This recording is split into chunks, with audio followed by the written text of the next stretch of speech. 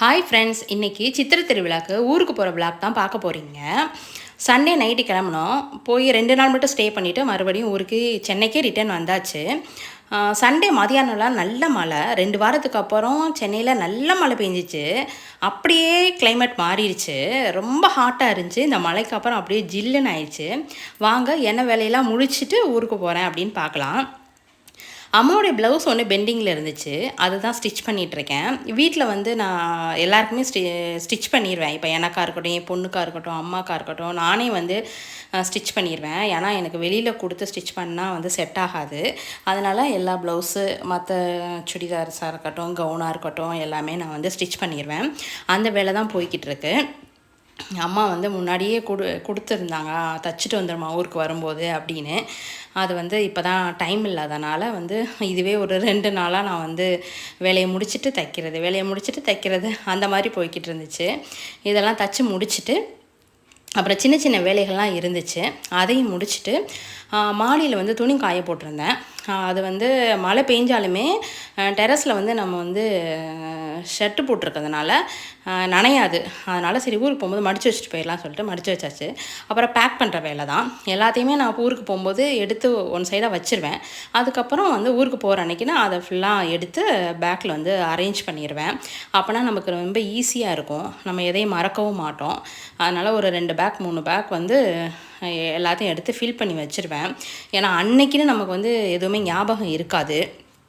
நமக்கு எது தேவைப்படுதோ அதை வந்து ஒரு இடத்துல நம்ம போட்டு வச்சிடணும். ஞாபகம் வரும்போது போட்டு வச்சிடணும். எடுத்து பேக் பண்ணிவிட்டு நைட்டு டிஃபனையும் முடிச்சுட்டு கிளம்பியாச்சு.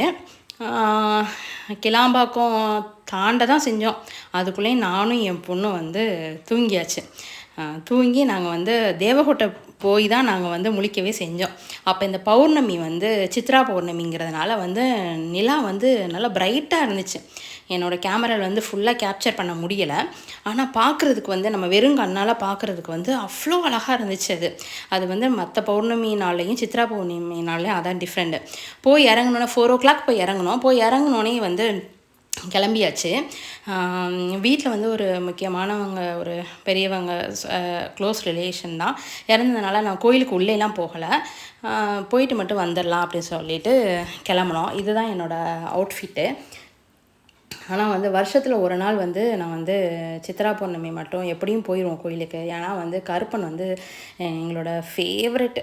ஏன்னா அவர் வந்து எங்களுடைய வந்து இஷ்ட தெய்வம் முருகனாக இருந்தாலுமே வந்து கருப்பன் வந்து எங்கள் வீட்டில் ஒருத்தர். நாங்கள் கருப்பன் சொல்கிறத விட ஐயா அப்படின்னு சொல்கிறதான் ரொம்ப இது.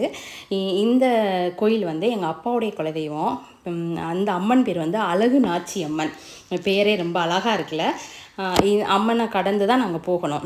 ஒரு 15 நிமிஷம் தான். போய் ரீச் ஆகிட்டோம். செம்ம டிராஃபிக்கு. வருஷத்தில் ஒரு தடவை மட்டும்தான் இந்த டிராஃபிக்கை நம்ம பார்க்கலாம்.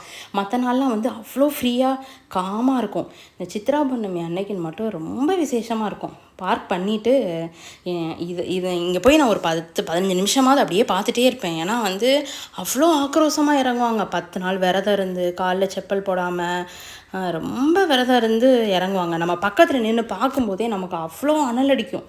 ஆனால் அதில் எப்படி இறங்குறாங்கன்னே தெரியாது. அந்த அளவுக்கு இருக்கும். ஏன்னா கருப்பன்னா வந்து நம்ம சொல்லுவோம்ல எமோஷன் அப்படின்னு சொல்லுவோம்ல, அந்த மாதிரி தான் அவர். நம்ம கனவுலாம் வந்து வருவார். அந்த குதிரையோடு வந்தார்னாவே நம்ம கருப்பன் வந்துட்டார், ஏதோ ஒரு மாதிரி பிளஸ்ஸிங்காக ஃபீல் ஆகும். அங்கே போனோன்னே நம்ம சாமி கும்பிட்டு நம்ம அறியாமல் கண்ணீர் வந்துடும். அந்தளவுக்கு மதுரை சைடுனாவே அந்த கருப்பன் வந்து இருக்கிறவங்களுக்கு தெரியும் அந்த ஃபீலிங்கு. அப்படியே பார்த்துட்டு வந்து ஏதாவது கூல்ட்ரிங்க்ஸ் சாப்பிட்லாம் சொல்லிட்டு அப்படியே பார்த்துட்டு இருந்தோம். இங்கே வந்து திருப்பழம் வந்து திருப்பழக்காரங்க சொல்லுவாங்க. இவங்க வேண்டுதல் வச்சு அந்த திருப்பழம் ஆடுவாங்க. அவ்வளோ வைப்ரண்ட்டாக இருக்கும். அப்படியே நம்ம கண் சிமிட்டாமல் பார்ப்போம்.